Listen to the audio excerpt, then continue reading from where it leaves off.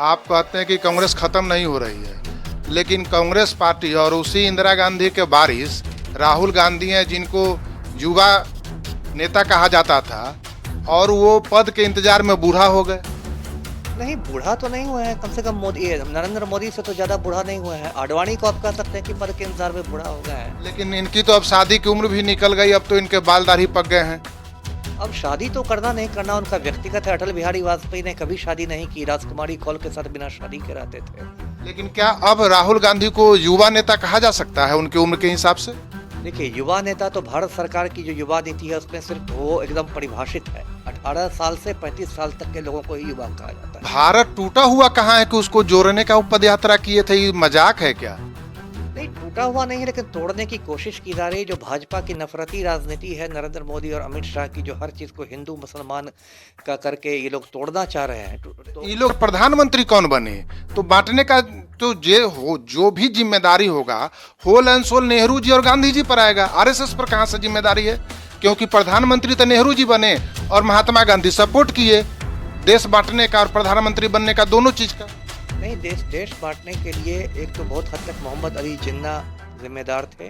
गांधी जी और नेहरू जी तो आखिर तक चाहते थे कि देश नहीं बटे। मुस्लिम लीग और आरएसएस फैलाया, तो कांग्रेस क्या कर रही थी और गांधी जी क्या कर रहे थे? तो इतना बड़ा राष्ट्रपिता किस बात के थे कि एगो छोटा सा संगठन आरएसएस जहर फैला दिया, झुक गए, घुटना टेक दिए गांधी जी?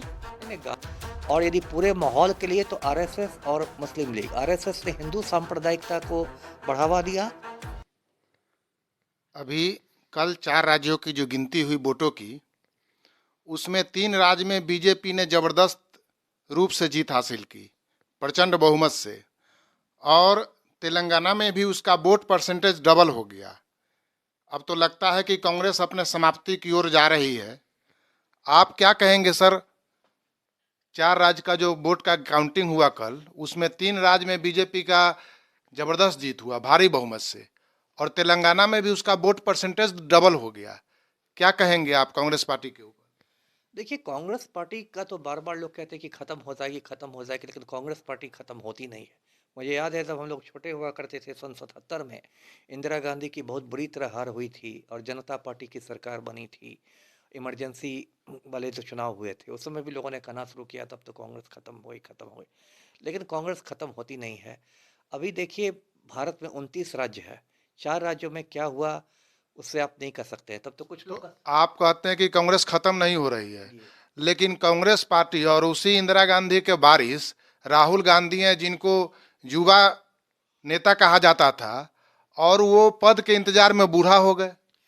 नहीं, बूढ़ा तो नहीं हुए हैं। कम से कम मोदी नरेंद्र मोदी से तो ज़्यादा बूढ़ा नहीं हुए हैं। आडवाणी को आप कह सकते हैं कि पद के इंतजार में बूढ़ा हो गए हैं। लेकिन इनकी तो अब शादी की उम्र भी निकल गई, अब तो इनके बाल दाढ़ी पक गए हैं।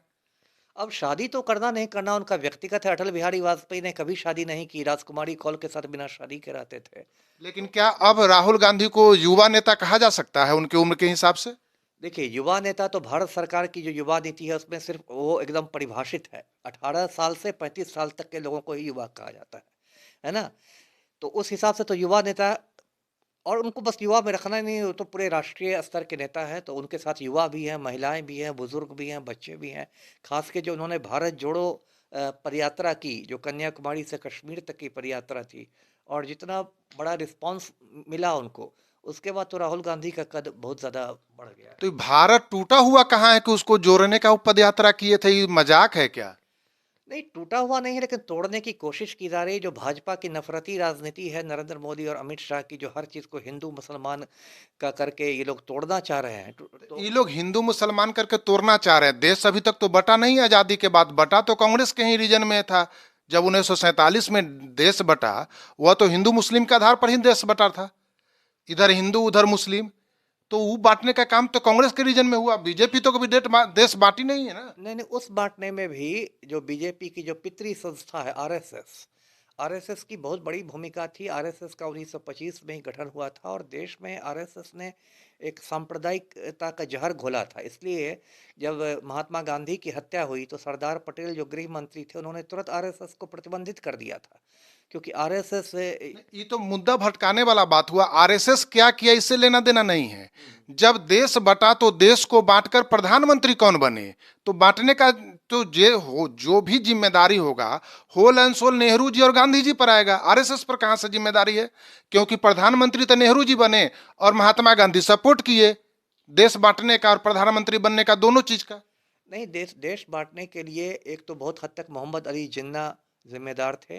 गांधी जी और नेहरू जी तो आखिर तक चाहते थे कि देश नहीं बटे। कुछ अंग्रेजों की नीति थी फूट डालकर शासन करने की, और कुछ आरएसएस वाले शुरू से देखिए अंग्रेजों के मतलब दलाल के रूप में काम करते रहे। चलिए, आरएसएस वाले अंग्रेजों के दलाल थे, हम मान लिए, लेकिन हर बारी प्रधानमंत्री बनने का नेहरू जी को था। और गांधी जी को कौन हरबरी था? वो जिन्ना कहते रहता कि हम बांटेंगे बांटेंगे, ये कहते कि हम नहीं बांटेंगे, हमारे लाश पर बटेगा। वहां गांधी जी विरोध क्यों नहीं किए? क्यों नहीं उसके लिए अनशन किए कि हम नहीं बटने देंगे, जो हो जाए?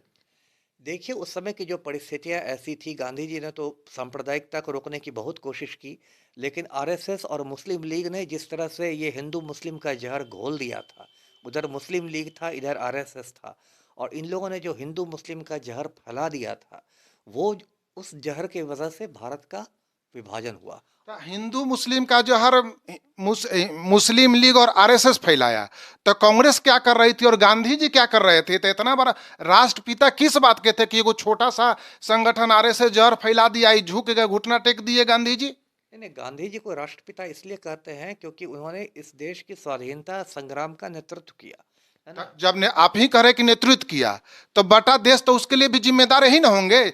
जैसे आप सब लोग कहता है कि ताली कप्तान का तो गाली भी कप्तान को। तो जब ये देश का नेतृत्व किए स्वाधीनता संग्राम में, देश को यही आजाद करवाए, तो बंटवाने का भी जिम्मेदारी गांधी जी को लेना पड़ेगा ना। देश गांधी जी बंटवा दिए तब। नहीं नहीं, मैंने कहा ना, देश बंटवाने का यदि एक व्यक्ति को सबसे ज्यादा जिम्मेदार है तो वो मोहम्मद अली जिन्ना था, और यदि पूरे माहौल के लिए तो आरएसएस और मुस्लिम लीग।